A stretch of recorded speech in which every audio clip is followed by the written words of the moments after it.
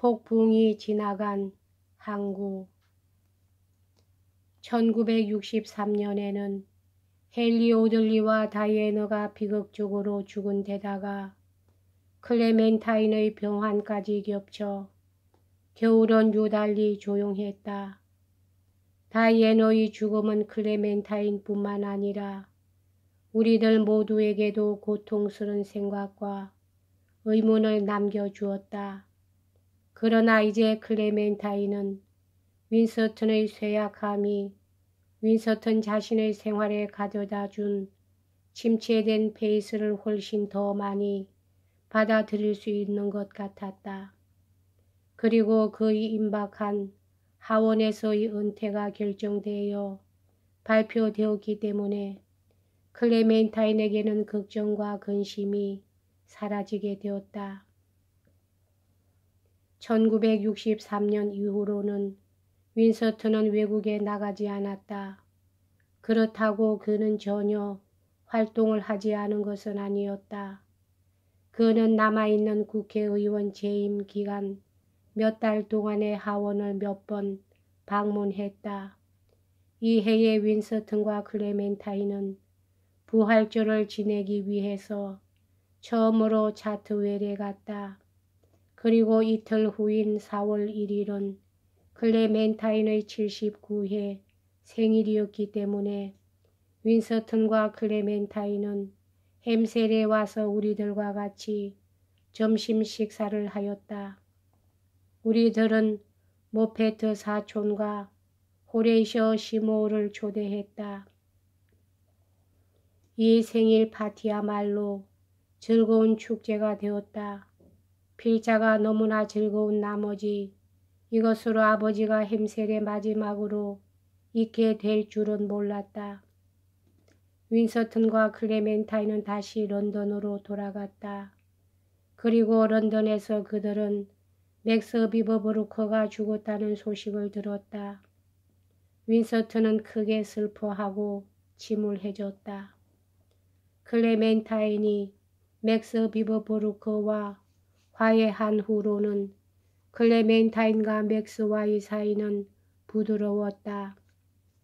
윈스턴과 클레멘타인은 7월 말까지 런던에 머물러 있었는데 이때 윈스턴이 하원에서 정식으로 퇴임 인사를 하고 나서 윈스턴은 클레멘타인과 함께 차트웰로 돌아왔다. 그들은 차트웰에서 거의 3개월 동안 조용히 지내면서 친구와 친척들의 방문을 받았다. 10월 중순경에 윈스턴과 클레멘타인은 짐을 꾸려 가지고 런던으로 돌아갔다. 그들은 40년 동안 행복과 마음의 평화를 주었던 그 장소를 마지막으로 떠났다. 1964년에는 클레멘타인의 건강은 눈에 약간의 장애가 있었고 보청기를 사용할 필요가 있다는 것을 알기 시작했으나 전반적인 건강 상태는 양호했다. 그러나 클레멘타인은 햄셀에서 우리들과 주말을 2번 보냈고 2월에 1번, 그리고 7월에 1번, 10월에는 파리에서 3일간을 보낸 것을 제외하고는 줄곧 집에 머물러 있었다. 클레멘타인은 더 많은 여행을 즐길 수 있었으나 윈스턴의 건강과 원기가 쇠약해지고 있었기 때문에 윈스턴이 전보다도 더 자기 클레멘타인을 필요로 하고 있다는 것을 느꼈다. 그러나 친구들이 몰려와 윈스턴을 즐겁게 해주거나 아니면 클레멘타인을 밖으로 데리고 나갔다. 클레멘타인은 극장에 구경 가기를 좋아했으며 전람회는 클레멘타인에게 언제나 즐거움을 주었고 관심의 대상이 되었다. 클레멘타인은 윈블던 테니스 대회는 빠짐없이 구경했고 윈블던 위원회는 클레멘타인에게 귀빈석 티켓을 주었다. 그러면 클레멘타인은 손자 한 명을 데리고 구경을 가곤 했다. 이 해에 클레멘타인은 공적인 일을 한두 번 했다. 5월 13일에 클레멘타인은 은퇴한 간호원들의 집인 하워드 하우스 개관식에 참석했다. 전년도에 클레멘타인은 모란경과 함께 이 집에 대한 지원을 호소하는 편지에 서명했다. 이 간호원의 집 건립운동은 클레멘타인이 관심을 두었던 운동이다. 왜냐하면 클레멘타인은 간호원의 직책이 힘들고 필요한 직업이라는 것을 항상 인식하고 있었기 때문이다. 그러나 1964년은 클레멘타인에게 특별한 계기를 마련해 주었다. 1958년에 처칠에 의해서 창립된 처칠 대학은 6월 5일에 에딘버러 공이 테이프를 끊음으로써 정식으로 문을 열게 되었다. 윈서턴은 이 길고 피로를 주는 개교 행사에 참석할 수 있을 정도로 건강하지는 못했다. 그래서 클레멘타인이 윈서턴을 대신해서 개교식에 참석했고 윈서턴의 가족 모두가 초청을 받았다. 1964년도의 후반기에는 클레멘타인이 즐겁게 참석했던 또 하나의 행사가 있었다. 앨런 스피어스라는 법률가가 오스카 네몬작인 윈서턴의 흉상을 파리 주재 영국 대사관에 증정했기 때문에 클레멘타인이 10월 21일에 이 흉상의 제막식에 테이프를 끊었다. 1964년에는 가족에게 다행히도 1963년보다는 비극적인 일이 적었다. 랜돌프는 3월 중에 폐 수술을 하여 심하게 앓았으나 회복이 양호했다. 그가 병원에 있는 동안은 어머니가 자주 문병을 가주었다. 그리고 8월 초에는 크리스토퍼가 승마를 하다가 사고가 나서 골반에 상처를 입고 10주 동안 병원에 입원해 있지 않으면 안 되었다. 그러나 64년의 가장 중요한 가정의 행사이며 윈서턴과 클레멘타인에게 기쁨과 즐거움을 가져다 주었던 일은 랜돌프의 아들인 윈서턴이 미니 데르란제르와 결혼한 사실이었다.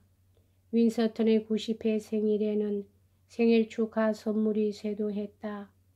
여왕은 꽃을 가져다 주었고 생일 전날 밤에는 많은 사람들이 하이드 파크 게이트 밖의 거리에 모였다.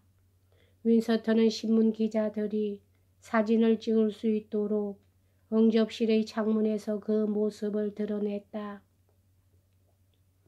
축하객들은 생일을 축하하는 해피 버스데이 투 유를 부르며 박수와 함께 환호성을 올렸다. 클레멘타인은 비서, 간호원, 그리고 하인들을 윈서턴의 침실에 모이게 하여 윈서턴의 건강을 위해 샴페인을 들도록 했다.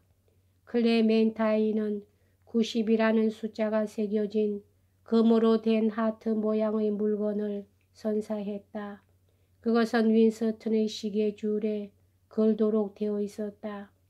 오후에는 수상이 윈서턴을 방문하여 생일을 축하해 주었다.